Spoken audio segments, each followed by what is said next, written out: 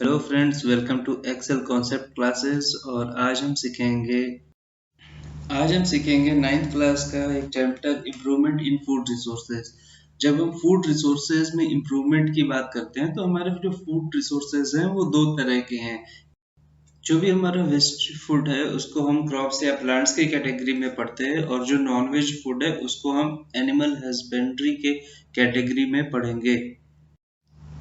एक ये छोटे से चार्ट से हम देख सकते हैं कि हमारा जो इम्पोर्टेंट न्यूट्रिशनल रिक्वायरमेंट है, कार्बोहाइड्रेट, प्रोटीन, फैट, विटामिन्स, ये सब हमें कौन से सोर्सेस से इजीली मिल सकता है। फ्रेंड्स, आगे बढ़ने से पहले हमें ये जानना बहुत ज़रूरी है कि हमें इसकी रिक्वायरमेंट पड़ी क्योंकि हमें फूड के रिसोर्सेज को इम्प्रूव करना पड़े।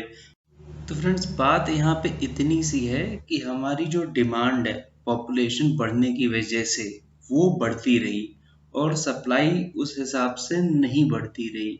तो हमें ज़रूरत पड़ी कि हम फूड के रिसोर्सेज को इम्प्रूव करें in terms of quality and quantity as well. यहाँ पर मैं एक बात और ऐड करना चाहूँगा कि डिमांड क्वांटिटी के रूप में बढ़ती रही, साथ में न्यूट्रिशनल वैल्यूड फूड यानी वो फूड प्रोडक्ट जिसकी न्यूट्रिशन वैल्यू ज़्यादा है उसकी डिमांड बढ़ती रही, क्योंकि इकोनॉमिक रिफॉर्म्स की वजह से लोगों की परचेजिंग पावर बढ़ती रही और लोग जागरूक होते रहे कि कौन सा फूड खाने से उनको अच्छी न्यूट्रिशनल वैल्यू मिलेगी। हम आ जाते हैं अपने अगले टॉपिक पे, improvement in crop yield. Crop के यील्ड में, उसकी पैदावार में कैसे इम्प्रूवमेंट करें। इसके तीन तरीके हैं। हम पहले यूज कर सकते हैं कि उस वैरायटी का प्लांट पौधा यूज करें जिसकी प्रोडक्टिविटी ज़्यादा हो, जो अच्छे क्वालिटी का हो। दूसरा, हम उसका प्रोडक्शन इम्प्रूव करें, चाहे लैंड इंक्रीज करके, चाहे लिमिटेड लैंड में प्रोडक्शन हम कैसे बढ़ा सकते हैं। जो तीसरा और लास्ट तरीका ये है कि हम कैसे हमारा पौधा जो तैयार हो गया है और या फिर उसके बाद जो हमने फसल काट करके रखी है, हमारा गेहूं है, धान है, दाल है, वो स्टोर करने में खराब ना हो। जब क्रॉप की वैरायटी इंप्रूव करने की बात आती है, वैरायटी सेलेक्ट करने की बात आती है, तो हम जिन चीज़ों का ध्यान देते हैं उसमें रहता है कि उस वैरायटी की प्रोडक्शन ज़्यादा हो, क्वालिटी अच्छी आए, एक सी क्वालिटी आए, बायोटिक रेजिस्टेंस यानी वो ऐसी वैरायटी ना हो कि जिसमें बीमारियां ज़्यादा लगे, कीड़े ज़्यादा लगे। एबायोटिक रेजिस्टेंस भी होना चाहिए, यानी जो नेचुरल प्रॉब्लम्स आती हैं हमारी, जैसे सूखा पड़ गया, ठंडी हवाएं चलने लगी, ठंड बहुत ज़्यादा हो गई, या फिर बाढ़ की वजह से पानी भर गया खेतों में, तो इनसे थोड़ा रेजिस्टेंट होना चाहिए प्लांट, तुरंत खराब नहीं हो जाना चाहिए।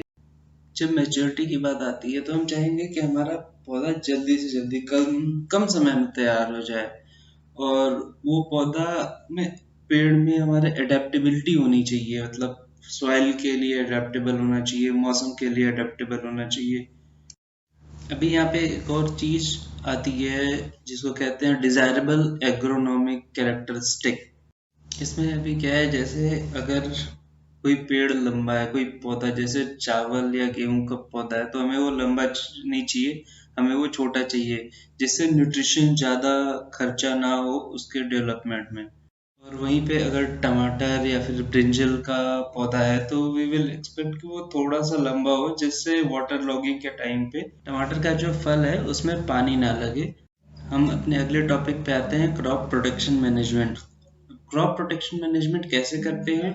इसमें न्यूट्रिएंट यानी जो पौधे को हम खाद दे रहे हैं उसमें कैसे इम्प्रूवमेंट करें, जो न्यूट्रिशन उसको चाहिए उसमें कैसे इम्प्रूवमेंट करें। दूसरी चीज इरिगेशन, यानी पानी उसको प्रॉपर मिले। और तीसरी चीज होती है क्रॉपिंग पैटर्न, हम पौधा खेत में कैसे लगाएं जिससे हमारी प्रोडक्टिविटी बढ़े। जब हम न्यूट्रिएंट मैनेजमेंट की बात करते हैं तो हमारे पास तीन सोर्सेज हैं, एक नेचुरल, दूसरा मैन्योर यानी नेचुरल खाद, और तीसरी चीज फर्टिलाइजर। तो उसमें जो हमें नेचर से मिलता है वो एयर से हमें कार्बन और ऑक्सीजन मिलता है पौधों को, पानी से हाइड्रोजन और ऑक्सीजन मिलता है H2O, और सॉइल से हमें nitrogen, potassium, phosphorus, calcium, zinc, iron जैसी बहुत सारी चीजें मिलती हैं। मैन्योर्स यानी जब प्राकृतिक खाद की बात करते हैं तो इसमें कंपोस्ट यानी जड़ में गिरे हुए पत्ते, ये सारी चीज़ें हम as a compost material use करते हैं। और वर्मी कंपोस्ट में जनरली क्या करते हैं, अगर आपके घर में कोई खाना खराब हो गया है उसको आप अगर खेत में डाल देते हो, या फिर अर्थवर्म की खेती करते हैं, अर्थवर्म आप डाल दो, तो ये प्रोसेस होकर के मिट्टी के साथ ये भी एज अ मैन्योर का काम करता है, तो इसको हम वर्मी कंपोस्ट बोलते हैं।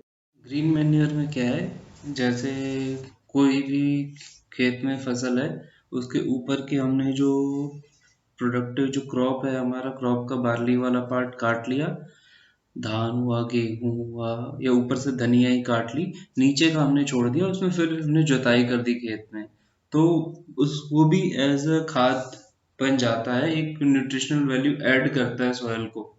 फर्टिलाइजर्स के लिए हम नाइट्रोजन सप्लीमेंट, फास्फोरस और पोटेशियम सप्लीमेंट जैसे यूरिया, पोटास वगैरह यूज करते हैं।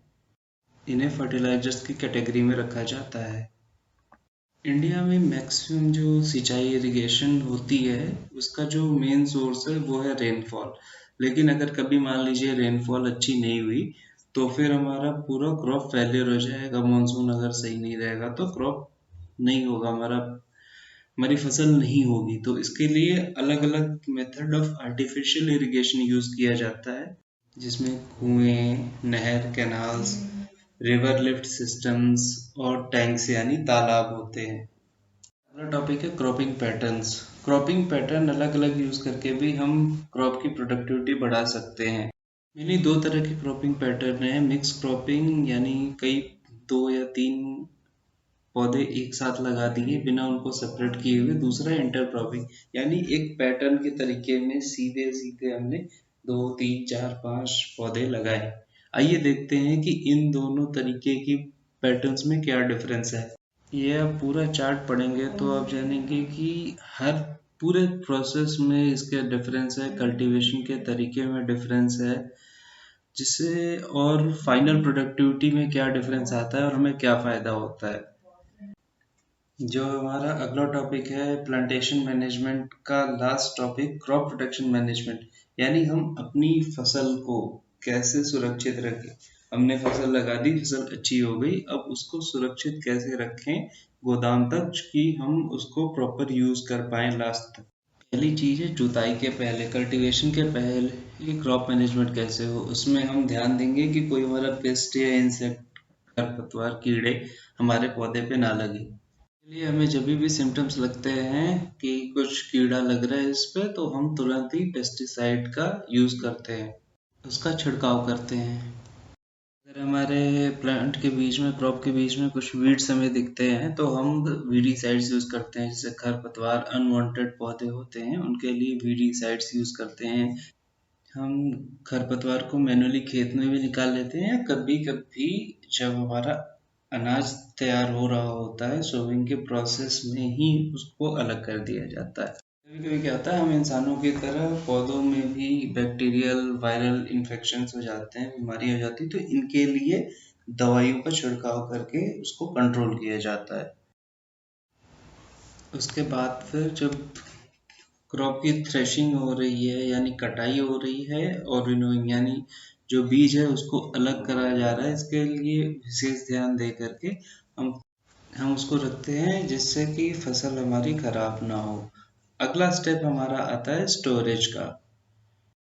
अनाज हमने काट लिया, फसल, उसके बाद वो सब्जी है तो उसको 1 महीने 2 महीने की स्टोरेज चाहिए हो सकती है, और अगर वो हमारा अनाज है तो उसे 1 साल तक की स्टोरेज चाहिए होगी।